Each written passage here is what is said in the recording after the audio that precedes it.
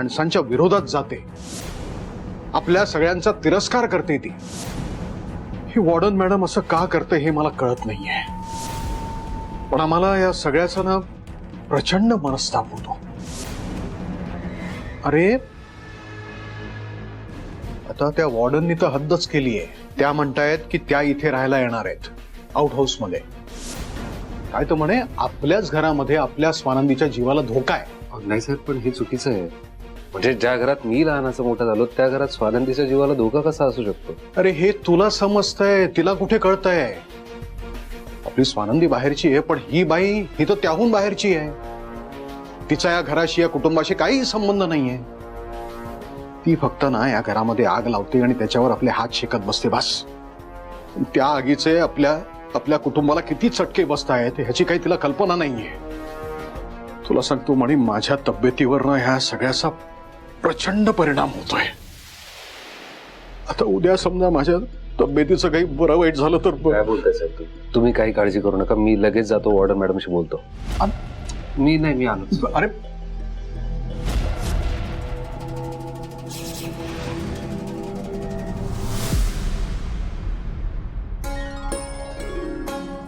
ठीक आहे, तुझ्यासाठी मुगाच्या डाळीची खिचडी केली, तूप सुद्धा घातले, पटकन खाऊन घे, अंगाला लागेल जरा।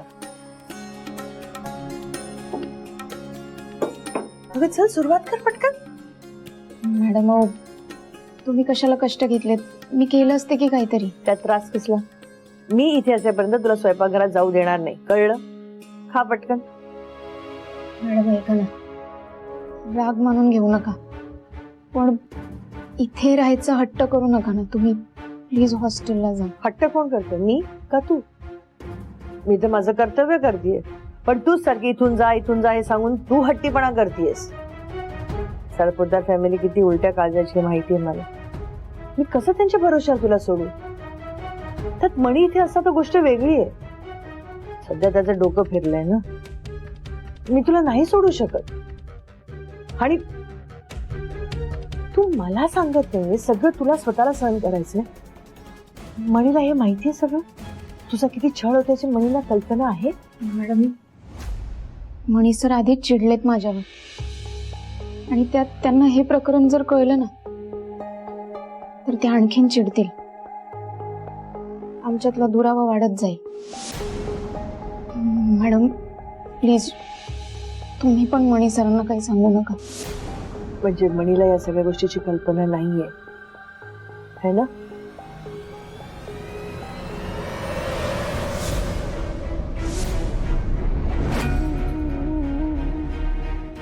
अरे सर तुम्ही या ना, आत या। बसा।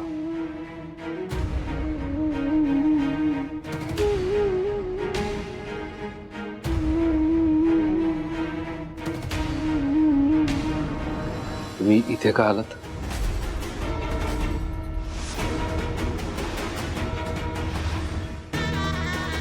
हे तू विचारतोस मला?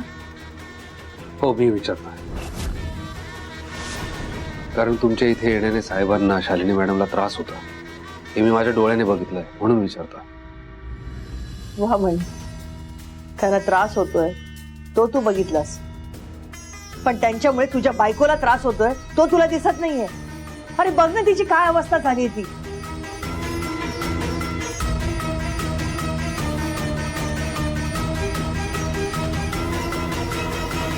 काय झालं म्हणे? हा, ती बदललायस म्हणे तो। मी पाहिलेला म्हणे असा नव्हता, खूप प्रेमळ होता, विनम्र होता, सेन्सिटिव्ह होता। अरे तिची अवस्था बघ ना, या क्षणी तिला तुझी गरज आहे, फिजिकली, मेंटली, इमोशनली। काय झालं म्हणे? मी तुला फोन सुद्धा केला होता, तू फोन नाही घेतलास माझा। नाही मॅडम, मी तुमचा फोन घेऊ शकलो नाही त्यासाठी खरंच सॉरी, पण प्लीज तुम्ही इथे नाही राहू शकत, तुम्ही हॉस्टेलला जा। माझ्या मुलीला माझी गरज आहे, मी तिला असं वाऱ्यावर नाही सोडू शकत म्हणी। पण तुमच्यामुळे साहेबांना त्रास होतोय तोही मी बघू शकत नाही मॅडम।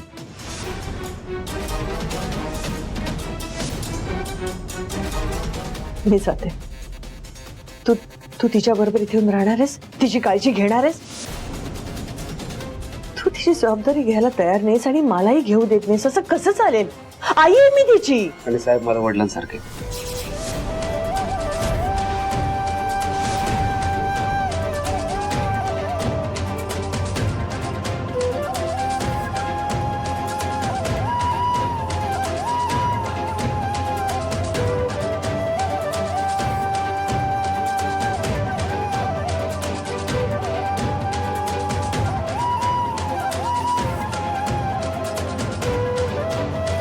तू जसा मुलगा म्हणून त्यांची बाजू घेऊन तुझी जबाबदारी निभावतोयस ना,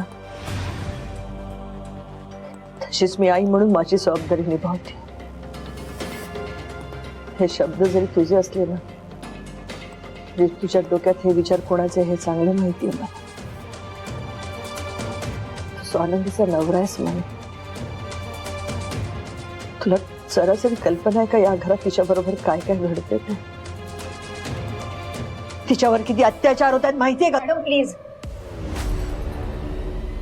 माझ्यात आणि मणी सरांमध्ये काय घडतंय ते आमचं आम्ही बघून घेऊ. तुम्ही नका पडू यात.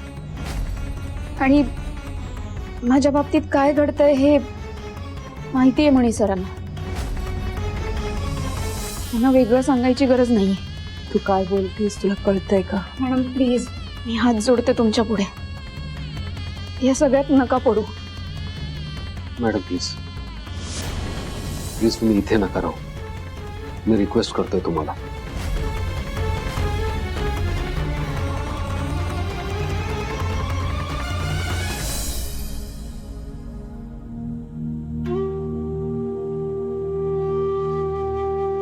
एका क्षणात फरक करून टाकलंस तुम्हाला.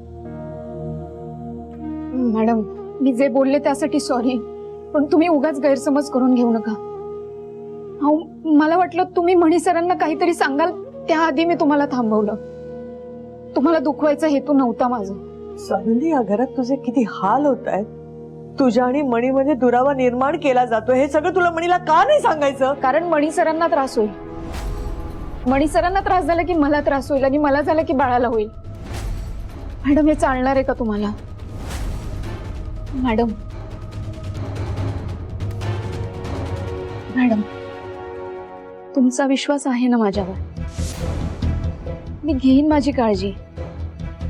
आणि हे सगळं करताना मला माझ्या संसाराची काळजी घ्यायची. मणी सर आणि माझ्यामध्ये जो